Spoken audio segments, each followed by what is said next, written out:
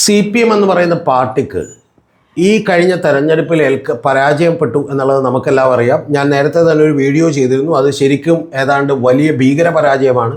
UDFന് ഒരു 120 സീറ്റുകൾ കിട്ടിയ പോലെയാണ്. കാരണം LDFൻ്റെ സ്ഥാനാർത്ഥികളൊക്കെ തന്നെ ജയിച്ചു വന്നത് കഷ്ടിച്ചാണ് എന്നുള്ളത് പറഞ്ഞിരുന്നു. ഇപ്പോൾ C രവീന്ദ്രനാഥ് മണലൂരിൽ നിന്നും TN പ്രതാപനെ തോൽപ്പിച്ചത് കേവലം 126 സീറ്റുകൾക്കാണ്.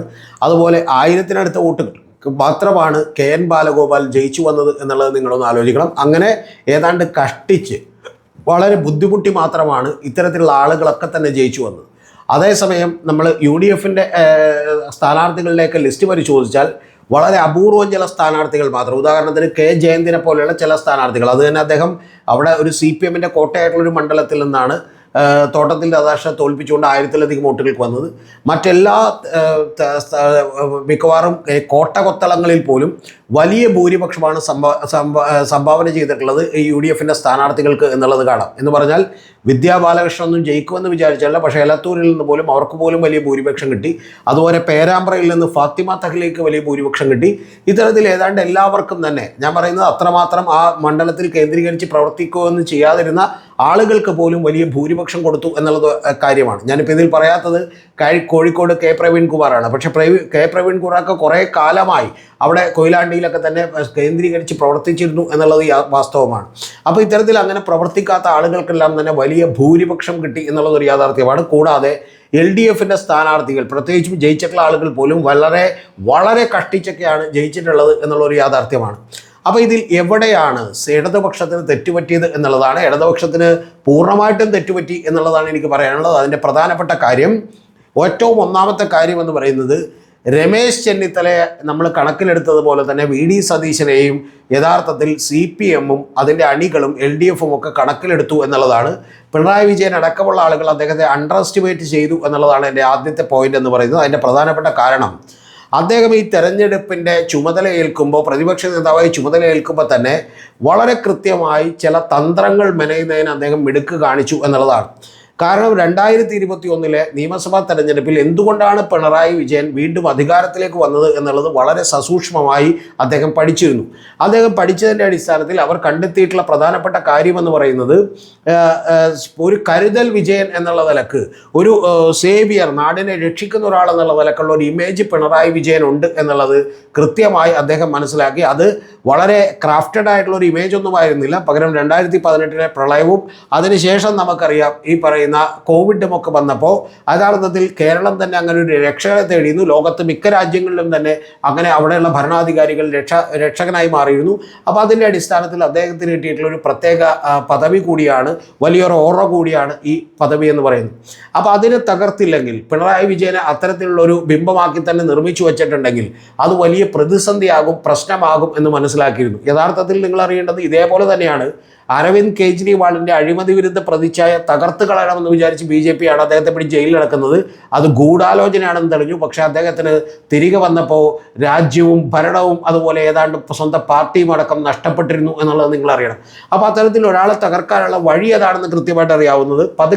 പതുക്കെ ഗ്രാജ്വലി പിണറായി വിജയൻ എന്ന് പറയുന്നത് ഒരു ധിക്കാരിയായ, അഹങ്കാരിയായ, മനുഷ്യപ്പറ്റില്ലാത്ത ഒരാളായി എഡ്യൂക്കേറ്റഡ് ആയിട്ടുള്ള ആളുകളുടെ അടുത്ത് പോലും അവതരിപ്പിക്കുന്നതിൽ വിജയിച്ചു എന്നുള്ളത് വാസ്തവമാണ്. അതിൻ്റെ പ്രധാനപ്പെട്ട കാര്യം, ഇരട്ടച്ചങ്കൻ എന്ന് പേര് കേട്ട, കരുത്തുറ്റ ഒരു ഭരണാധികാരി എന്ന് പേര് കേട്ട ആളെ തന്നെ ഇങ്ങനെ ഒരു സാധ്യതകൾ കൂടിയുണ്ട്, അദ്ദേഹത്തിൻ്റെ ബോഡി ലാംഗ്വേജിൽ അദ്ദേഹം ചിരിക്കാത്ത ഒരാളാണ് എന്നൊക്കെയുള്ള പ്രചരണം നടത്താനുള്ള സാധ്യതകളൊന്നും ഇവർ കണ്ടെത്തി. അത് ഇവർ ഡേ 1 മുതൽ തുടങ്ങി എന്നുള്ളതാണ് യാഥാർത്ഥ്യം. അതിനുവേണ്ടി ചില മാധ്യമങ്ങളെ കൂടി കൂട്ടുപിടിച്ചു. സാറ്റലൈറ്റ് മാധ്യമങ്ങൾ, മുഖ്യധാരാ മാധ്യമങ്ങൾ, ഇത്തരത്തിലുള്ള മാധ്യമങ്ങളൊക്കെ കൂടി തന്നെ കൂട്ടുപിടിച്ചു. അപ്പോൾ ഇത്തരത്തിലുള്ള മാധ്യമങ്ങളൊക്കെ തന്നെ കൂട്ടുപിടിച്ചുകൊണ്ട് ഒരു ആൻറ്റി പിണറായി തരംഗം ഇല്ലാത്ത കാര്യം നമ്മുടെ മുമ്പിലേക്ക് എല്ലാം തന്നെ അറിഞ്ഞോ അറിയാതെയോ നമ്മുടെ മനസ്സിലേക്ക് കെട്ടിയേൽപ്പിച്ചു. ഇതൊക്കെ പറയുമ്പോൾ നിങ്ങളെല്ലാം പറയും ഞങ്ങളൊക്കെ ബുദ്ധിയുള്ളവരാണ്, ഞങ്ങളുടെ മനസ്സിലൊന്നും അങ്ങനെ സ്വാധീനിക്കാൻ കഴിയില്ല എന്ന് പറയും. തെറ്റായിട്ടുള്ള കാര്യമാണ്. ഞാൻ നിങ്ങളോട് വളരെ ചെറിയൊരു എക്സാമ്പിൾ പറയാം. ഒരു ആപ്പിൾ ഫോൺ നിങ്ങൾ മേടിക്കുമ്പോൾ നമ്മൾ ഒരിക്കലും ആ ഫോണിനെ മൊബൈൽ ഫോൺ എന്ന് പറയാറില്ല. എന്താ കാര്യം നിങ്ങൾക്കറിയോ? അതൊരു മൊബൈൽ ഫോൺ തന്നെയാണ്. പക്ഷെ നമ്മൾ ആപ്പിൾ ഫോൺ എന്ന് പറയുമ്പോൾ കിട്ടുന്ന ഒരു സുഖവും, അല്ലെങ്കിൽ ഒരു ഭയങ്കര നമ്മളെന്തോ വലിയൊരു കാര്യം മേടിച്ചിരിക്കുന്നു എന്ന് പറയുന്ന ഒരു ഇമേജും ഉണ്ട്. ആ ആപ്പിൾ ഫോൺ എന്ന് പറയുന്നത് കൊണ്ട് നടക്കുന്നത് യഥാർത്ഥത്തിൽ മൊബൈലിൻ്റെ പ്രയോജനം തന്നെയാണ്. പക്ഷെ നമ്മൾ അതിന് മൊബൈലിൽ വിളിക്കാൻ ഇഷ്ടപ്പെടുന്നില്ല. അപ്പോൾ അത്തരത്തിൽ നമ്മുടെ മനസ്സിലേക്ക് പലപ്പോഴും ഇടിച്ചു കയറുന്ന ഇത്തരത്തിലുള്ള ബ്രാൻഡുകളുണ്ട്. ആ ബ്രാൻഡ് പോലെ തന്നെ ചില അപനിർമ്മിതികളും ചില പ്രതിച്ഛായ നിർമ്മിതികളും ഒക്കെ തന്നെ നടത്താൻ കഴിയും എന്നുള്ളതാണ് വാസ്തവം. അത് അറിഞ്ഞോ അറിയാതെയോ നമ്മുടെ മനസ്സിനെ വലിയ തോതിൽ സ്വാധീനിക്കും എന്നുള്ളതാണ്. ഇപ്പോൾ ആപ്പിളിലേക്ക് ഒരു ആപ്പിൾ ചിഹ്നം ഒട്ടിച്ചു വെക്കുന്ന എത്രയോ കാറുകൾ നമുക്ക് കാണാം. കാരണം അത് വാങ്ങിച്ചിട്ടുണ്ട്. ആ വാങ്ങിക്കുന്നവർക്ക് 2-3 സ്റ്റിക്കറുകൾ കിട്ടും. എൻ്റെ വീട്ടിലൊക്കെ അത്ര സ്റ്റിക്കറുകൾ ഉണ്ടായിട്ട് ഞാനത് എവിടെയും ഒട്ടിച്ചിട്ടില്ല. കാരണം എനിക്ക് അത്തരത്തിലുള്ള ഈ പറഞ്ഞ ഒരു ബ്രാൻഡ് പ്രൊമോട്ട് ചെയ്യേണ്ട ആവശ്യമില്ലാത്തതുകൊണ്ട്. പക്ഷെ അറിഞ്ഞോ അറിയാതെയോ നമ്മൾ അതിൻ്റെ ഭാഗമായി തീരുന്നു. അത് ഉപയോഗിക്കുന്നതിൽ നമ്മളൊരു പ്രൈഡ് കണ്ടെത്തുന്നു എന്നുള്ളത് വാസ്തവമായിട്ടുള്ളൊരു കാര്യമാണ്. അപ്പോൾ അതേപോലെ തന്നെ നമ്മൾ സമ്മതിച്ചാലും ഇല്ലെങ്കിൽ നമ്മളൊരു സൂപ്പർ മാർക്കറ്റിൽ കയറുന്നു. നമുക്ക് വളരെ അറിയാവുന്ന നമ്മൾ ഒരുപാട് വർഷങ്ങൾ നമ്മൾ കേട്ടിട്ടുള്ള ഒരു കാര്യം നമ്മുടെ ഉപബോധ മനസ്സിൽ കിടക്കുകയും ആ ബ്രാൻഡ് എടുക്കാൻ നമ്മുടെ കൈകൾ വെമ്പുകയും ചെയ്യുന്നു എന്നുള്ളത് ഒരു ശാസ്ത്രമാണ്. അപ്പോൾ അത്തരത്തിൽ തന്നെ നിരവധി തവണ ഇത്തരത്തിലുള്ള പല വാക്കുകളും നമ്മളിലേക്ക് വരുന്നു. കടക്കവ് പുറത്തുനിന്ന് പണ്ട് പറഞ്ഞ അദ്ദേഹം എടുത്തു വെച്ച വാക്ക് ഇപ്പോൾ കൊണ്ടുവന്ന് പ്ലേസ് ചെയ്യുന്നു. അതിനുശേഷം അദ്ദേഹം പറഞ്ഞിട്ടുള്ള രാഷ്ട്രീയ ചെറ്റത്തരം എന്നുള്ളതിലെ രാഷ്ട്രീയവും അതുപോലെ ചെറ്റത്തരവും മാറ്റിയിട്ട് തരം മാറ്റിയിട്ട് ചെറ്റ എന്ന് ജി സുധാകരനെ വിളിച്ചു എന്ന് പറയുന്ന ഒരു ഇമേജ് ഉണ്ടാക്കുന്നു. ഇങ്ങനെ ഞാൻ പറഞ്ഞത് നിരവധി കാര്യങ്ങൾ വളരെ കൃത്യമായി എടുത്തുകൊണ്ട് അവതരിപ്പിക്കുന്നു. അതേസമയം ഇതൊരു ചെറ്റ മുഖ്യമന്ത്രിയാണ് എന്ന് കെ സുധാകരൻ വിളിച്ചതിനെക്കുറിച്ച് നമ്മൾ സൈലന്റ് ആയിരിക്കുന്നു. യഥാർത്ഥത്തിൽ KPCC പ്രസിഡന്റും അതുപോലെ തന്നെ കെ സുധാകരൻ VD സതീശനെ ഒരു പ്രത്യേക വാക്ക് ഉപയോഗിച്ച് വിശേഷിപ്പിച്ചതുമൊക്കെ തന്നെ കൂട്ടുകാർ തമ്മിൽ വിളിക്കുമ്പോൾ വളരെ സാധാരണമായി വിളിക്കുന്ന പേരല്ലേ എന്നുള്ളത് ചോദിക്കുന്നു. അപ്പോൾ ഇത്തരത്തിൽ ഉള്ള ഒരു വലിയ പ്രതിച്ഛായ നിർമ്മിതികൾക്ക് കളമൊരുക്കുന്നു എന്നുള്ളതാണ് ഒന്നാമത്തെ കാര്യം അവർ ചെയ്തത് എന്നുള്ളത് നിങ്ങൾ മനസ്സിലാക്കണം. രണ്ടാമത്, പ്രതിപക്ഷം എന്ന് പറയുന്നത് വലിയ ബുദ്ധിമുട്ടിലും പ്രശ്നത്തിലുമായി പോയി. കാരണം ഈ സർക്കാരിനെതിരെയുള്ള ഒരു മന്ത്രിക്കെതിരെ വലിയ അഴിമതി ആരോപണങ്ങളില്ല, മറ്റു തരത്തിലുള്ള പ്രചാരണങ്ങളില്ല. ഇതുകൊണ്ട് എന്ത് ചെയ്യും എന്നവർ വിചാരിച്ചു. അതുപോലെ തന്നെ ചില അഴിമതികളൊക്കെ തന്നെ ഏറ്റെടുക്കുമ്പോൾ, ഉദാഹരണത്തിന് രമേശ് ചെന്നിത്തല ഏറ്റെടുത്ത അഴിമതി സ്പ്രിംഗ്ലർ അഴിമതി എന്നുള്ളതാണ്. അപ്പോൾ അതൊക്കെ തന്നെ ജനങ്ങളുമായി കണക്ട് ചെയ്യാനും ജനങ്ങളെ പറഞ്ഞ് മനസ്സിലാക്കാനും ബുദ്ധിമുട്ടായിരിക്കും എന്നുള്ളത് ഇവർ മനസ്സിലാക്കുന്നു. പിന്നെ എന്ത് ചെയ്യും എന്ന് വിചാരിക്കുമ്പോൾ ഏറ്റവും പ്രധാനപ്പെട്ട ഒരു കാര്യം കൂടി ഇവർ കണ്ടെത്തുന്നു. കാരണം ചില ഈ പറഞ്ഞ പോലെ കാര്യങ്ങൾ ഇവരിലേക്ക് നമുക്ക് അടിച്ചേൽപ്പിക്കാം എന്നുള്ളത് വിചാരിക്കുന്നു. അതിൻ്റെ ഭാഗമായി ചില സമരങ്ങൾ കൂടി പ്ലാൻ ചെയ്യുന്നു. ആ സമരങ്ങൾക്ക് പ്ലാൻ ചെയ്യുന്നതിൻ്റെ ഭാഗമായിട്ട് ഏറ്റവും പ്രധാനപ്പെട്ട ഒരു കാര്യം, 2024 ലോക്സഭാ തെരഞ്ഞെടുപ്പ് കഴിഞ്ഞപ്പോൾ ഇവർക്ക് മനസ്സിലായ ഒരു കാര്യമെന്ന് പറയുന്നത് 2024 ലോക്സഭാ തെരഞ്ഞെടുപ്പിൽ LDFന് കിട്ടിയത് കേവലം 65,90,000 വോട്ടുകളാണെന്നും ആ വോട്ടുകളിലേക്ക് LDFന് ഒതുക്കുകയും UDFന് കിട്ടിയിട്ടുള്ളത് 2024 തെരഞ്ഞെടുപ്പിൽ 89,30,35,000 വോട്ടുകളാണെന്നും അല്ലെങ്കിൽ 2019 കിട്ടിയത് 96 ലക്ഷത്തോളം വോട്ടുകളാണെന്നും ആ വോട്ടുകളിലേക്ക് എത്തിക്കാൻ പറ്റിയാൽ ഞങ്ങൾക്ക് വലിയ നേട്ടമുണ്ടാകുമെന്ന് അവർ വിചാരിക്കുന്നു. അങ്ങനെ നേട്ടമുണ്ടാകുമെന്ന് വിചാരിക്കുന്നതിൻ്റെ ഭാഗമായി നിങ്ങൾ ശ്രദ്ധിച്ച് കേൾക്കണം, നേട്ടമുണ്ടാകുമെന്ന് അത്രയും വോട്ടുകൾ ഉണ്ടായത് എന്തുകൊണ്ടാണെന്ന് ചിന്തിക്കുമ്പോൾ അവിടെ ഒരു മൈനോറിറ്റി കൺസോളിഡേഷൻ ഉണ്ടായി എന്നവർ കണ്ടെത്തുന്നു 2019 2024. അപ്പോൾ മൈനോറിറ്റി കൺസോളിഡേഷൻ ഉണ്ടാകണമെങ്കിൽ എന്ത് ചെയ്യണം എന്നുള്ളത് അവർ തീരുമാനിക്കുന്നു. ആ ചെയ്യാൻ തീരുമാനിക്കുന്ന ഏറ്റവും പ്രധാനപ്പെട്ട കാര്യമെന്ന് പറയുന്നത് ആ മുസ്ലിം സമുദായത്തിന് എതിരാണ് CPM എന്ന് പറയുന്ന ഒരു പ്രചരണത്തിന് വേണ്ടി അവർ തുടക്കമിടുന്നു എന്നുള്ളതാണ്. ഇതിൽ ചില കാര്യങ്ങളൊക്കെ CPMൻ്റെ ഭാഗത്തുനിന്ന് കൂടി പറ്റിയിട്ടുണ്ട്. പക്ഷെ ആ പറ്റുമ്പോഴൊക്കെ തന്നെ ജമാഅത്തെ ഇസ്ലാമി വിമർശിക്കുമ്പോൾ, മുസ്ലിം ലീഗിനെ വിമർശിക്കുമ്പോൾ, ഇത്തരത്തിൽ ആരെ വിമർശിച്ചാലും യഥാർത്ഥത്തിൽ മൊത്തത്തിലുള്ള മുസ്ലിം സമുദായത്തെ ആക്കി മാറ്റുന്നു. ഏറ്റവും വലിയൊരു എക്സാമ്പിൾ കൂടി പറയാം. മാധ്യമങ്ങൾ പ്രചരിപ്പിച്ച കള്ളത്തിന് ഹിന്ദുവിൽ ഒരു മുഖ്യമന്ത്രി കൊടുത്തിട്ടുള്ള ഒരു ഇൻ്റർവ്യൂ വരുന്നു. ആ ഇൻ്റർവ്യൂവിൽ മലപ്പുറത്തെക്കുറിച്ച് ചില പരാമർശങ്ങളുണ്ടാകും. ആ പരാമർശങ്ങൾ ഉണ്ടാകുന്നതിന് മുമ്പ് തന്നെ നിങ്ങൾ അറിയേണ്ടത് PV അൻവർ CPMൽ നിന്ന് വിട്ടുപോവുകയും വലിയ ആരോപണങ്ങൾ ഉന്നയിക്കുകയും ചെയ്യുന്നൊരു പുകമറ കൃത്യമായിട്ട് എന്ത് ചെയ്യുന്നു, കേരളീയ സമൂഹത്തിൽ ഉണ്ടാക്കുന്നു. അത് തന്നെ വലിയ സംശയങ്ങൾ ഉണ്ടാക്കുന്നു എല്ലാവർക്കും തന്നെ. അപ്പോൾ അങ്ങനെ സംശയങ്ങൾ ഉണ്ടാക്കുന്നു. നിരന്തരമായി വാർത്ത വരുന്നു. ADGP എന്ന് പറയുന്ന ഒരാൾ ദത്താത്രേയ ഹൊസബിള എന്ന് പറയുന്ന RSS നേതാവിനെ കണ്ടു എന്ന് പറയുന്നു. അങ്ങനെ RSSുമായി വലിയ ചങ്ങാത്തമുണ്ട് എന്നുള്ളത് പറയുന്നു. കൂടാതെ നരേന്ദ്രമോദിയുമായിട്ടുള്ള കൂടിക്കാഴ്ചകളെക്കുറിച്ച് പറയുന്നു. നരേന്ദ്രമോദി ഇതുവരെ വിമർശിച്ചിട്ടില്ല, ഒരു വാക്കുകൊണ്ട് പോലും വിമർശിച്ചിട്ടില്ല, നരേന്ദ്രമോദി എന്ന പേര് പറഞ്ഞെന്ന് പറയുന്നു. അതൊരു മാസ് ഡയലോഗായി ചില മാധ്യമ പ്രവർത്തകരൊക്കെ തന്നെ എന്ത് ചെയ്യുന്നു, പല പ്രോഗ്രാമുകളിലൂടെ അവതരിപ്പിക്കുന്നു. ഇത് കറക്റ്റായി റീല് കട്ട് ചെയ്യാൻ പാകത്തിൽ അവർ പറയുന്നത് നിങ്ങൾ കേൾക്കണം, ഓർത്തു വെച്ചോളൂ എന്ന് പറഞ്ഞുകൊണ്ടാണ് പറയുന്നത്. അപ്പോൾ അത്തരത്തിലുള്ള തെറ്റായ കാര്യങ്ങൾ പറയുന്നു. ഇങ്ങനെ തെറ്റായ കാര്യങ്ങൾ പറയുന്നതിന് സോഷ്യൽ മീഡിയയിൽ വലിയ പ്രചാരം കിട്ടുന്നു എന്നുള്ളത് വാസ്തവമാണ്. കാരണം ഇദ്ദേഹത്തിനെതിരായി വീഡിയോകൾ ചെയ്താൽ അത് കൂടുതലായി കയറുമെന്ന് വിചാരിച്ചുകൊണ്ട് യൂട്യൂബേഴ്സ് എല്ലാം തന്നെ എതിരായിട്ടുള്ള നിരവധി വീഡിയോകൾ ചെയ്യുന്നു. യഥാർത്ഥത്തിൽ വെൽ ക്രാഫ്റ്റഡ് ആയിട്ടുള്ള ഒരു തിരക്കഥ മുറിച്ച് ഓരോരോ ചാനലുകൾക്ക്, യൂട്യൂബ് ചാനലുകൾക്കും അറിയാതെ എറിഞ്ഞിട്ട് കൊടുക്കുകയാണ് ഇത്തരത്തിലുള്ള സാറ്റലൈറ്റ് ചാനലുകളിൽ മഹാഭൂരിപക്ഷവും ചെയ്തുകൊണ്ടിരുന്നത്. അപ്പോൾ അതിൻ്റെ ഭാഗമായിട്ട് ഹിന്ദുവിൽ അദ്ദേഹം ഒരു അഭിമുഖം കൊടുക്കുന്നു. ആ അഭിമുഖം കൊടുക്കുമ്പോൾ രണ്ടാമത്തെ പ്രധാനപ്പെട്ട പ്രശ്നം എന്താണ്? ആ അഭിമുഖത്തിൽ മലപ്പുറത്തെക്കുറിച്ച് അദ്ദേഹം പറയാത്ത ചില പരാമർശങ്ങൾ വരുന്നു. അതിൻ്റെ പേരിൽ വലിയ വിവാദമുണ്ടാകുന്നു. ആ വിവാദമുണ്ടായതിനു ശേഷം അത് അദ്ദേഹം പറഞ്ഞതല്ല എന്നും ഞങ്ങൾ ഒരു ഏജൻസിക്കാർ ഇത് കൂട്ടിച്ചേർക്കണമെന്ന് പറഞ്ഞുകൊണ്ട് അറിയാതെ കൂട്ടിച്ചേർത്തതാണെന്നും പറഞ്ഞുകൊണ്ട് അവർ തന്നെ പിൻവലിക്കുന്നു. മാന്യമായി വളരെ നിങ്ങൾ സമാധാനമായി ഒന്ന് ചിന്തിച്ച് നോക്കൂ. അവിടെ വെച്ചിട്ട് പിന്നെ മുഖ്യമന്ത്രിയുടെ പേരിൽ അത് ആരോപിക്കാൻ പാടില്ലാത്തതല്ലേ? കാരണം അദ്ദേഹം പറഞ്ഞിട്ടില്ലെന്ന് ഹിന്ദു എന്ന് പറയുന്ന നാഷണലി റെപ്യൂട്ടഡ് ആയിട്ടുള്ള ഒരു പത്രം ഞങ്ങൾക്ക് പറ്റിയ തെറ്റാണെന്നും ഒരു എഡിറ്റോറിയൽ പോളിസി അനുസരിച്ച് അതൊന്നും ചെയ്യാൻ പാടില്ലാത്തതാണെന്നും ഞങ്ങളതിൽ നിർവ്യാജം ഖേദിക്കുന്നു എന്നും പറയുന്നു. അവിടെ വെച്ച് ആ പ്രശ്നം അവസാനിക്കേണ്ടതാണ്. അവസാനിച്ചോ എന്നുള്ളത് നിങ്ങൾ ആലോചിക്കേണ്ടതാണ്. പിന്നെയും മുഖ്യമന്ത്രി തന്നെ പറഞ്ഞതാണ് എന്ന് പറയുന്ന വലിയ പ്രചരണം വീണ്ടും ഉണ്ടാകുന്നു. അപ്പോൾ ഇത്തരത്തിലുള്ള നിരവധി പ്രചരണങ്ങൾ എന്ത് ചെയ്യുന്നു, നടക്കുന്നു. അതിനുശേഷം നിങ്ങൾ അറിയേണ്ടത്, ഞാൻ ഇതുപോലെ നിരവധി കാര്യങ്ങളുണ്ട് പറയാൻ, ഒരു 150 എക്സാമ്പിൾസ് ഉണ്ട്, അതൊന്നും ഞാൻ പറയുന്നില്ല. ഈ പ്രചരണങ്ങൾ നടക്കുന്നു. ഈ പ്രചരണങ്ങളോടൊപ്പം മറ്റൊരു കാര്യം കൂടി നടക്കുന്നുണ്ട്. അതെന്താണെന്നറിയോ നിങ്ങൾക്ക്? പ്രോ സംഘപരിവാർ അരങ്ങുവാഴുന്നൊരു കാര്യമാണ് സോഷ്യൽ മീഡിയ എന്ന് പറയുന്നത്, പ്രത്യേകിച്ച് യൂട്യൂബ് ചാനലുകൾ എന്ന് പറയുന്നത്. അതിൽ തുറന്നു പറഞ്ഞിട്ടുണ്ടെങ്കിൽ മറുനാട് ഷാജൻ മുതൽ യഥാർത്ഥത്തിൽ ശ്രീജിത്ത് പണിക്കർ മുതൽ ജയശങ്കർ വരെയുള്ള ആളുകൾ ഇത്തരത്തിലുള്ള പ്രചാരണങ്ങൾക്ക് വേണ്ടി ആക്കം കൂട്ടുന്നു എന്നുള്ളതൊരു വാസ്തവമാണ്. എന്ന് പറഞ്ഞാൽ ഫാക്ട്സും ഫിഗേഴ്സും ഒന്നും അവരുടെ തലത്തിലില്ല. പകരം അവരെന്ത് ചെയ്തു? കളിയാക്കലുകളിലൂടെയും അപഹസിക്കലുകളിലൂടെയും ഇത്തരത്തിലുള്ള ഒരു ഇമേജ് ബിൽഡിംഗ് നടത്തുന്നു. ഞാൻ അടക്കമുള്ള ആളുകൾ ചില സമയത്ത് നടത്തിപ്പോയിട്ടുണ്ട്. അപ്പോൾ അങ്ങനെ നടത്തിക്കൊണ്ടിരിക്കുന്നു. അങ്ങനെ നടത്തിക്കൊണ്ടിരിക്കുമ്പോൾ പതുക്കെ പതുക്കെ ജനം ഇത് കൺസ്യൂം ചെയ്യാൻ തുടങ്ങുന്നു. അവർ പക്ഷേ ഇത് കഴിഞ്ഞ 10 കൊല്ലമായി നടത്തിക്കൊണ്ടിരിക്കുന്നതാണ്, പ്രത്യേകിച്ച് പിണറായി വിജയനെതിരെ. അതായത് BJPയുടെ കൂടി ഇത്തരത്തിലുള്ള ഒരു ആൻറ്റി പിണറായി വേവ് ഉണ്ടാക്കാനുള്ള ശ്രമം കൂടി നടക്കുന്നു. പ്ലസ് കോൺഗ്രസിൽ നടക്കുന്നു. ഇതെല്ലാം തന്നെ വലിയ രീതിയിൽ സഹായകരമാകുന്നു.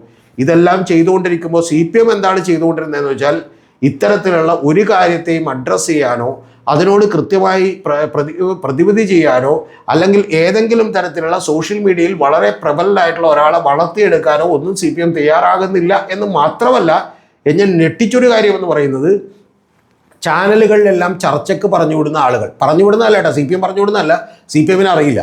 പക്ഷെ ചാനലുകളെല്ലാം എന്ത് ചെയ്യുന്നു വെച്ചിട്ടുണ്ടെങ്കിൽ അവരുടെ അവതാരകരുടെ ഒരു ക്വാളിറ്റിയും നിലവാരത്തിലും താഴെയുള്ള ആളുകളെ ചർച്ചകൾക്ക് വേണ്ടി കണ്ടെത്തി വിളിക്കുന്നു. ആർക്ക്? ഇടതുപക്ഷ നിരീക്ഷകൻ എന്നുള്ള നിലയിൽ ഏതാണ്ട് CPMനോട് വലിയ അനുഭാവമുള്ള ബന്ധമുള്ള ആളാണെന്നുള്ള രീതിയിൽ ഉള്ളൊരു പ്രതീതി നിർമ്മാണം നടത്തിക്കൊണ്ട് ചാനലുകളൊക്കെ വിളിക്കുന്നു. വിളിച്ചിട്ട് അവരെ ഇട്ട് വറുത്തു കോരുന്നു. അവർ കാര്യങ്ങളൊന്നും അറിയാത്തതുകൊണ്ട് വായിൽ തോന്നിയ കോതക്ക് പാട്ട് എന്നുള്ളതൊക്കെ എന്തൊക്കെയോ വിളിച്ചു പറയുന്നു.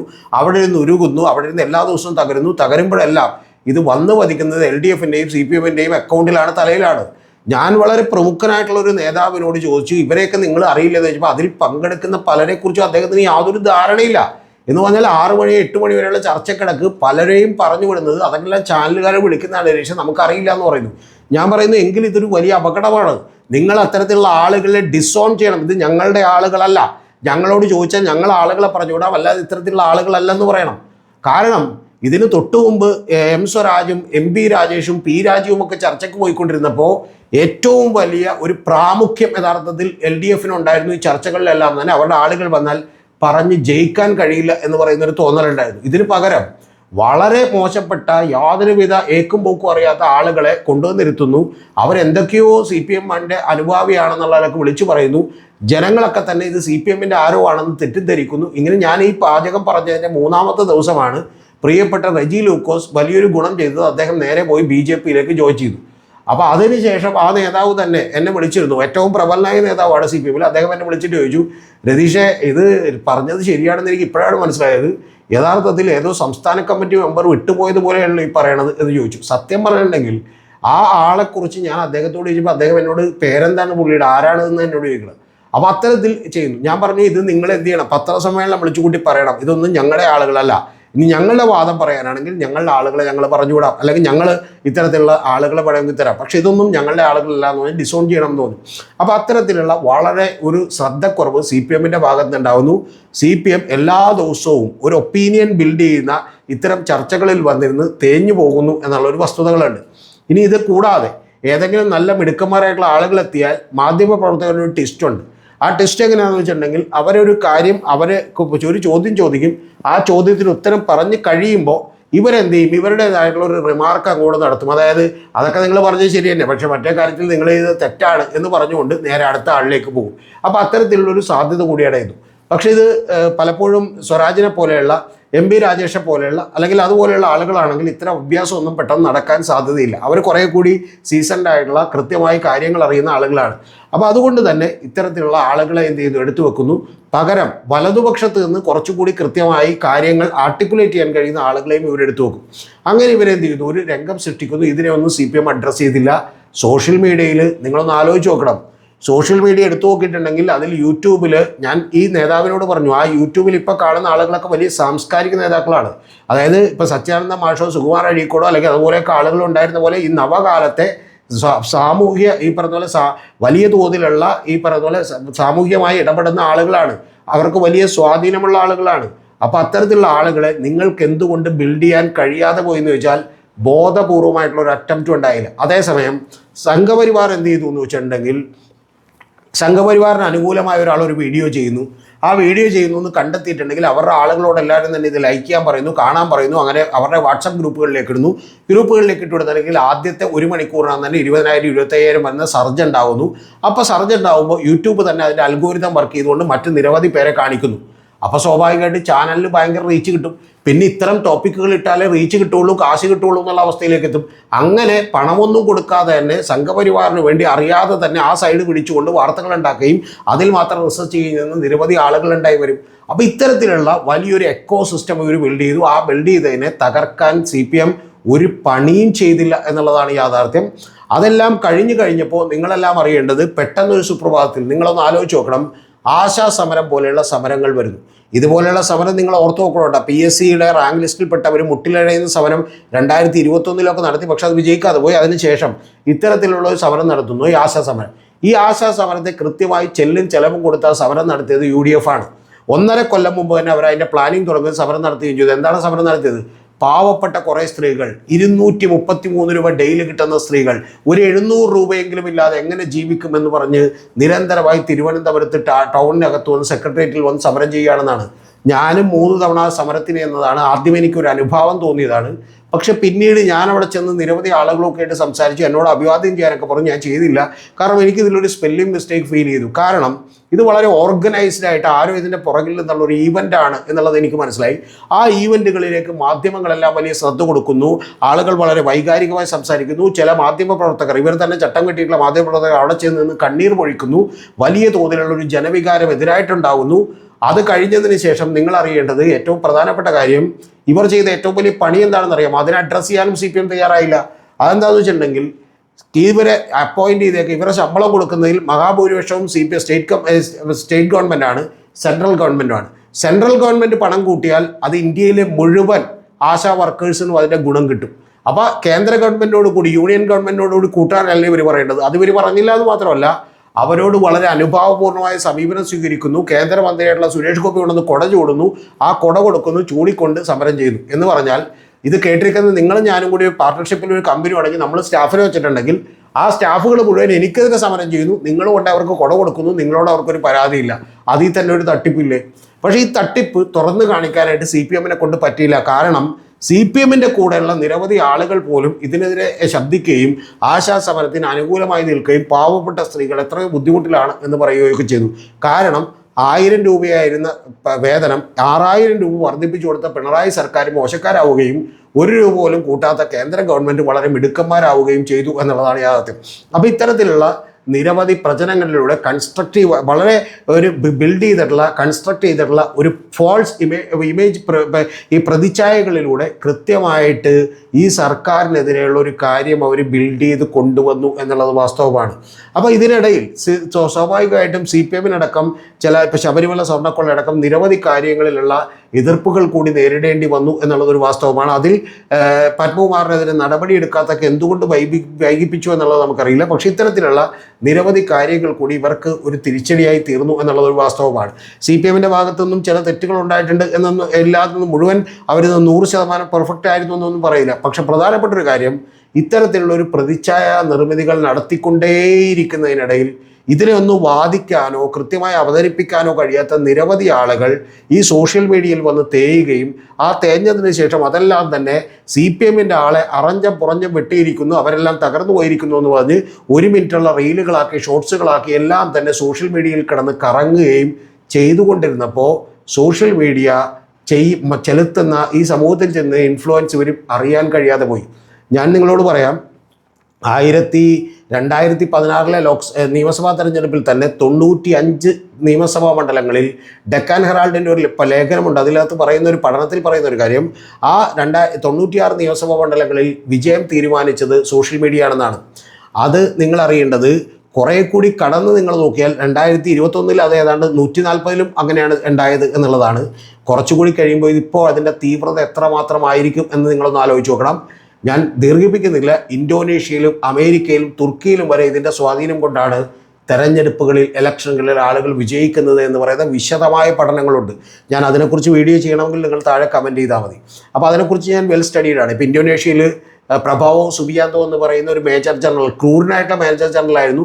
അദ്ദേഹം ടിക്ടോക്ക് വീഡിയോകളിലൂടെ കുട്ടികളുമായിട്ടുള്ള ഡാൻസ് കളിക്കുന്നതിലൂടെയൊക്കെ തന്നെ സ്വന്തം ഇമേജ് ബിൽഡ് ചെയ്യുകയും വളരെ ആർക്കും ഇഷ്ടപ്പെടുന്ന ഒരു ഗമോയ് മുത്തച്ഛനായി മാറുകയും ചെയ്തതിനെക്കുറിച്ചൊക്കെ ഞാൻ മറുനാടനിൽ തന്നെ ഒരു വീഡിയോ ചെയ്തിട്ടുണ്ട്. ഞാൻ പറഞ്ഞത് അത്തരത്തിലുള്ള ഒരു ഇമേജ് ബിൽഡിംഗ് ഇതിനകത്ത് കൃത്യമായി നടത്തി. എന്നാൽ CPM എന്താണ് ചെയ്തത്?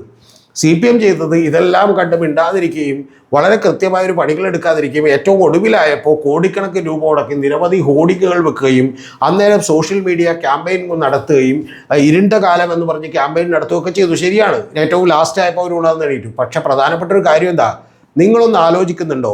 1 മാസത്തെ പ്രചരണം കൊണ്ടോ 2 മാസത്തെ പ്രചരണം കൊണ്ടോ ഈ കേരളത്തിലെ സാധാരണക്കാരായിട്ടുള്ള പാർട്ടിയോട് കൂറുള്ള പാർട്ടി മെമ്പർഷിപ്പുള്ള സഖാക്കൾ പോലും ഈ പറയുന്ന തളിപ്പറമ്പിലും മട്ടന്നൂരും പയ്യന്നൂരും ഒക്കെ വോട്ടുകൾ മാറ്റിക്കുത്തുമെന്ന് നിങ്ങൾ വിചാരിക്കുന്നുണ്ടോ? അല്ല, ഇത് വർഷങ്ങളായി പ്രോ സംഘപരിവാർ യൂട്യൂബ് ചാനലുകളും അതുപോലെ തന്നെ വീഡിയോകളും ഒക്കെ ചെലുത്തുന്ന സ്വാധീനം കൊണ്ട് പലപ്പോഴും മതപരമായ വർഗീയമായിട്ടുള്ള വിഭജനങ്ങൾക്ക് അറിയാതെ കീഴ്പ്പെട്ടു പോയ മനസ്സുകൾ ഈ CPM ചെയ്യുന്നതൊന്നും ശരിയല്ല എന്ന് പറയുന്ന ഒരു ധാരണ കൂടി ക്രിയേറ്റ് ചെയ്തതിൻ്റെ ഭാഗമായിട്ടാണ് ഇത്തരം കാര്യങ്ങൾ സംഭവിച്ചത്.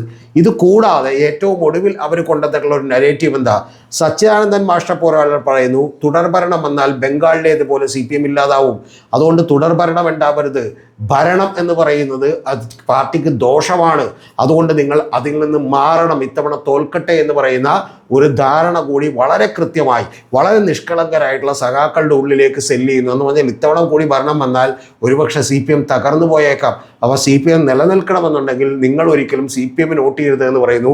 സ്വാഭാവികമായും അവരുടെ ജീവിതത്തിൽ 10-30 കൊല്ലം വോട്ട് ചെയ്തിട്ടുള്ള അരിവാൾ ചുറ്റിക നക്ഷത്രത്തിന് മാറിയിട്ട് അവർ കൈപ്പത്തിക്ക് കുത്താൻ തയ്യാറാവുന്നു. അങ്ങനെ കുത്തിയതിൻ്റെ ഭാഗമായിട്ടാണ് 1 കോടിയിലധികം വരുന്ന ആളുകൾ കേരളത്തിൻ്റെ ചരിത്രത്തിൽ ആദ്യമായി ഒരു മുന്നണി വോട്ട് ചെയ്തിട്ടുള്ളത്. പക്ഷേ ഏറ്റവും ഒടുവിൽ എന്ത് സംഭവിക്കുന്നു എന്ന് ചോദിച്ചാൽ ഇതിനെല്ലാം മറികടക്കാൻ CPM വലിയ തോതിലുള്ള പ്രചരണം അഴിച്ചുവിടുന്നു. ആ പ്രചരണം അഴിച്ചുവിടുമ്പോൾ ഈ ഹോർഡിങ്ങുകൾ ഈ പറയുന്ന പോലെ ഇതിലെല്ലാത്തിനെ കുറിച്ചും തന്നെ കോടിക്കണക്കിന് രൂപ മുടക്കി ഈ പാർട്ടിക്ക് എവിടെ നിന്നാണ് ഈ കോടികൾ എന്ന് പറയുന്ന ചിന്ത ജനങ്ങളിലുണ്ടാവുന്നു. മോഹൻലാലിനെ വിളിച്ചു വരുത്തിയിട്ട് 10 ലക്ഷം കൊടുക്കുന്ന ഒരു പ്രോഗ്രാമിന് ഏറ്റവും കുറഞ്ഞത് അതിനൊരു 20 കോടിയും 30 കോടിയും വന്നിട്ടുണ്ടാവുമെന്ന് ചില യൂട്യൂബ് ചാനലുകൾ തട്ടിവിടുന്നു. ഇത്തരത്തിലുള്ള കാര്യങ്ങൾക്കെല്ലാം വിശ്വാസ്യത ഉണ്ടാവുന്നു. കാരണം കഴിഞ്ഞ 10 കൊല്ലങ്ങൾ കൊണ്ട് ആ യൂട്യൂബുകളിലൂടെ റൈറ്റ് വിങ് അജണ്ടക്കാരെല്ലാവരും കൂടി നിരവധി സാംസ്കാരിക നായകരെ സൃഷ്ടിച്ചിരുന്നു. അവർക്ക് നിരവധി വേദികൾ കിട്ടിയിരുന്നു. അത്തരത്തിൽ ഒരാളെപ്പോലും സൃഷ്ടിക്കാനോ 2 പേരെ പോലും സൃഷ്ടിക്കാനോ കൃത്യമായി ഇവിടുത്തെ ഈ പറയുന്ന പോലെ ഈ ചാനൽ ഇവിടുത്തെ ഇടതുപക്ഷത്തിന് കഴിഞ്ഞില്ല എന്നുള്ളത് നിങ്ങൾ ആലോചിക്കണം. ഇത് കേൾക്കുമ്പോൾ നിങ്ങൾ വിചാരിക്കും സുനിൽ പിള്ളയുടെ ഒക്കെ ഉണ്ടല്ലോ. സുനിൽ പിള്ളയുടെ ഒന്നും ഇത് കണ്ടിന്യൂസ്ലി ചെയ്തുകൊണ്ടിരുന്ന ഒരാളല്ല. അദ്ദേഹം ഒരു അധ്യാപകനാണ്. അദ്ദേഹത്തിന് സമയം കിട്ടുമ്പോൾ അദ്ദേഹം പോയി പ്രസംഗിക്കും, അത് യൂട്യൂബിൽ വരുമെന്നല്ലാതെ എല്ലാ ദിവസവും നിരന്തരമായി യൂട്യൂബ് വീഡിയോകൾ ചെയ്യുകയും ആ യൂട്യൂബ് വീഡിയോകളിൽ വശംവദരായും കൃത്യമായി സത്യം അറിയാൻ ആളുകൾ വന്ന് നോക്കുകയും ചെയ്യുന്ന ആളുകളെ സൃഷ്ടിക്കാൻ ഇനിയും CPMന് കഴിഞ്ഞില്ലെങ്കിൽ, ഇന്ന് രാത്രി മുതൽ ഈ പണി തുടങ്ങിയില്ലെങ്കിൽ CPMനെ കാത്തിരിക്കുന്നത് വലിയ അപകടമാണ് എന്നുള്ളത് പറഞ്ഞു വെക്കട്ടെ. കാരണം ഒരു സൈഡിൽ നിന്ന് CPM സംഘപരിവാറിനൊപ്പം നിൽക്കുന്നു എന്ന് പറയുന്ന വലിയ പ്രചരണം ജമാഅത്തെ ഇസ്ലാമിയും അവരുടെ മാധ്യമവും മീഡിയ വണ്ണുമൊക്കെ നടത്തിവിടുകയും സംഘാവ് എന്ന് വിളിക്കുകയും ഇടത് ഹിന്ദുത്വ എന്ന് വിളിക്കുകയും ചെയ്തുകൊണ്ട് CPMനെ ആക്രമിക്കുമ്പോൾ മറ്റൊരു സൈഡിൽ നിന്ന് നിങ്ങൾ അറിയേണ്ടത് ആ BJPയും അതുപോലെ തന്നെ ആളുകളും ആദ്യം അവർ നായർ വോട്ടുകൾ കൃത്യമായി കോൺഗ്രസിൽ നിന്ന് പിടിച്ചെടുക്കുകയും ഇനി ഞങ്ങൾക്ക് ഇടതുപക്ഷം തകരുകയും അതുപോലെ തന്നെ ഈഴവ വോട്ടുകളും അതുപോലെ തന്നെ മറ്റു പിന്നോക്ക വിഭാഗങ്ങളുടെ വോട്ടുകളും കൂടി കിട്ടിയാൽ ഞങ്ങൾക്ക് അധികാരത്തിലേറാൻ കഴിയുള്ളൂ എന്ന് മനസ്സിലാക്കുകയും ചെയ്യുന്ന ആളുകൾ, ഈ CPM അടക്കമുള്ള ആളുകൾ അവർ പലപ്പോഴും പലസ്തീനെ അനുകൂലിക്കുന്നവരാണ്, ഹമാസിനെ അനുകൂലിക്കുന്നവരാണ്. യഥാർത്ഥത്തിൽ ഇസ്രായേലാണ് ശരി, ഇവരൊരു പ്രോ ഇസ്ലാമിക്, ഈ പറഞ്ഞ പോലെ ലെഫ്റ്റ് ഇസ്ലാമുകളാണ് എന്ന് പറയുന്ന ഒരു പ്രചരണത്തിന് വാക്കം കൂട്ടുമ്പോൾ ഇവരുടെ ഇടയിൽ നിന്ന് തിങ്ങി ഞെരുങ്ങിപ്പോകുന്ന ഒരു CPM-നെയാണ് നമ്മൾ കാണുന്നത്. അതുകൊണ്ട് ഇവരുടെ എല്ലാവരുടെയും ആവശ്യം കോൺഗ്രസും CPM പോലെയുള്ള പാർട്ടികൾ ഇവിടെ ഇല്ലാതാകണമെന്നാണ്. ഇതിനെതിരെ ഒരു ചെറുവിരൽ പോലും കോൺഗ്രസ് അനക്കിയിട്ടില്ല. കോൺഗ്രസ് ഇതിൻ്റെ എല്ലാം സാധ്യതകളെ വളരെ കൃത്യമായി ഉപയോഗപ്പെടുത്തുകയും താൽക്കാലികമായി ഇതിന് നേട്ടമുണ്ടാക്കാൻ കോൺഗ്രസിന് സാധിക്കുകയും ചെയ്തു എന്നുള്ളതാണ് യാഥാർത്ഥ്യം. അങ്ങനെ സാധിക്കുമ്പോൾ തന്നെ എൻ്റെ പ്രിയപ്പെട്ട കോൺഗ്രസ്സുകാരൻ പോലും അറിയേണ്ടത്, സ്വാഭാവികമായും കുറച്ചുകൂടി കഴിയുമ്പോൾ ഇത്തരത്തിൽ ജനാധിപത്യം വിശ്വസിക്കുന്ന പാർട്ടികൾ ഇല്ലാതാവുകയും മതാധിഷ്ഠിതമായിട്ടുള്ള ഇത്തരത്തിലുള്ള പാർട്ടികൾ, മതരാജ്യം വരുത്തണമെന്ന് പറയുന്ന പാർട്ടികൾ 2 വിഭാഗങ്ങളായി കേരളത്തിൽ ചേരിതിരിയുകയും ചെയ്യുന്ന ഒരു കാര്യമാണ് ഭാവിയിൽ സംഭവിക്കാനുള്ളത്. BJPയെ സംബന്ധിച്ചിടത്തോളം പലരും പറയും CPM ഒരിക്കൽ കൂടി ഭരിച്ചാൽ കോൺഗ്രസ് ഇല്ലാതാവും, BJPക്ക് ആ സ്പേസ് കിട്ടുമെന്നല്ല. നേരെ തിരിച്ചാണ് ഞാൻ നിങ്ങളോട് പറയുക. BJPയെ സംബന്ധിച്ചിടത്തോളം കോൺഗ്രസ് അധികാരത്തിലേക്ക് വന്നാൽ മുസ്ലിം ലീഗും ജമാഅത്തെ ഇസ്ലാമിയും കൂട്ടുപിടിച്ചുകൊണ്ടുള്ള ഭരണമാണെന്ന് പറഞ്ഞുകൊണ്ട് കേരളത്തിൽ ഈ പോളറൈസേഷൻ കുറച്ചുകൂടി വേഗത്തിലാക്കാൻ അവരെ സഹായിക്കുക യഥാർത്ഥത്തിൽ കോൺഗ്രസ് വന്നാലായിരിക്കും. അതുകൊണ്ട് കോൺഗ്രസ്സിന് ഇത്തവണ ഈ പറയുന്ന പോലെ കുറേ ആളുകൾ കൂടി അത്തരത്തിലുള്ള ആളുകളും വോട്ട് ചെയ്തിട്ടുണ്ട്. ആ വോട്ട് ചെയ്തതിൻ്റെ കൂടി അടിസ്ഥാനത്തിൽ കോൺഗ്രസ് വരുന്നു. ഞാൻ മറന്നു പോകരുത്, ഇത്തരത്തിൽ രാഷ്ട്രീയത്തിൽ വ്യക്തികളില്ല, ആ വ്യക്തികളുടെ പേരിൽ ആരോപിക്കപ്പെടുന്ന പ്രതിച്ഛായകൾ മാത്രമേ ഉള്ളൂ. നമുക്കാരെയും നരേന്ദ്രമോദി അറിയില്ല, നമ്മൾ 1 മിനിറ്റ് പോലും കണ്ട് സംസാരിച്ചിട്ടില്ല. നമ്മളിൽ പലർക്കും പക്ഷെ നരേന്ദ്രമോദിയെ ഭയങ്കര ഇഷ്ടമാണ്, കാരണം അദ്ദേഹത്തിൻ്റെ ഒരു പ്രതിച്ഛായ നിർമ്മിതി നടന്നതുകൊണ്ടാണ്.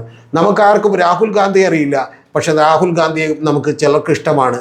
കാരണം എന്താണെന്ന് വെച്ചിട്ടുണ്ടെങ്കിൽ അത്തരത്തിലുള്ള ഒരു പ്രതീക്ഷ കറിഞ്ഞും കണ്ടും കേട്ടും വായിച്ചതിൽ നിന്ന് നമ്മുടെ മനസ്സിൽ അവരുടെ ഒരു സ്വഭാവം രൂപം കൊള്ളുന്നത് കൊണ്ടാണ്. അതുപോലെ പിണറായി വിജയനെ നമുക്ക് ആർക്കും പറയില്ല, അദ്ദേഹം നമ്മളോടൊരു മോശപ്പെട്ട കാര്യവും പറഞ്ഞിട്ടില്ല. ഭരണം വളരെ നല്ലതായിരുന്നു എന്ന് തന്നെയാണ് എൻ്റെ അഭിപ്രായം. പക്ഷേ എങ്കിൽ പോലും അദ്ദേഹത്തോട് ഒരു വെറുപ്പ് തോന്നിയതും ഇത്തരത്തിൽ ഒരു അപനിർമ്മിതികളുള്ള പ്രതിച്ഛായകൾ കൊണ്ടുകൂടിയാണ് എന്നുള്ളത് നിങ്ങൾ മറന്നു പോകരുത്. ആ പ്രതിച്ഛായ നിർമ്മിതികളിൽ നിങ്ങൾ പണിയെടുക്കാൻ CPM-ഉം LDF-ഉം ഒക്കെ നാളെ എന്നല്ല ഇന്ന് രാത്രി മുതൽ തുടങ്ങിയില്ലെങ്കിൽ 5 കൊല്ലം കഴിയുമ്പോൾ ഈ പാർട്ടിയും അതുപോലെ തന്നെ ഈ LDF എന്ന് പറയുന്ന സംവിധാനവും ഇവിടെ ഇല്ലാതാകും. മറന്നു പോകരുത്, ബംഗാളിൽ തകർന്നപ്പോൾ CPM ഒറ്റക്കല്ല തകർന്നു പോയത്, പകരം LDF ആകെ തന്നെയാണ് തകർന്നു പോയത്. ഫോർവേഡ് ബ്ലോക്കാണ് തകർന്നു പോയത്, CPI ആണ് തകർന്നു പോയത്, നിരവധി പാർട്ടികളാണ് ഒരുമിച്ച് തകർന്നു പോയത്. ആ തകർച്ചയിലേക്ക് പോകാതിരിക്കണമെന്ന് ആഗ്രഹമുള്ളവരുണ്ടെങ്കിൽ നിങ്ങൾക്ക് ഈ വീഡിയോ അത്തരത്തിൽ കുറേ കൂടി ആളുകളിലേക്ക് ഷെയർ ചെയ്യാം. എൻ്റെ ആവശ്യമൊന്നുമില്ല, ഞാൻ ആദ്യമായിട്ടാണ് ഇത്തരത്തിലുള്ള ഒരു ആവശ്യം നിങ്ങളോട് പറയുന്നത്. ഒറ്റ കാര്യത്തിന് വേണ്ടിയാണ് മതനിരപേക്ഷ കക്ഷികൾ ഈ രാജ്യത്ത് നിലനിൽക്കുകയും ഇവിടെ 10-15 കൊല്ലം കഴിയുമ്പോൾ ഒരു വർഗീയ കലാപം ഉണ്ടാക്കാൻ സമ്മതിക്കാതിരിക്കുകയും അവരെല്ലാം തന്നെ ഇവിടെ നിലകൊള്ളുകയും വേണം എന്നുള്ള എൻ്റെ ആഗ്രഹത്തിൻ്റെ മാത്രം അടിസ്ഥാനത്തിലാണ് നിങ്ങളോട് ഈ സഹായം ഞാൻ അഭ്യർത്ഥിക്കുന്നത്.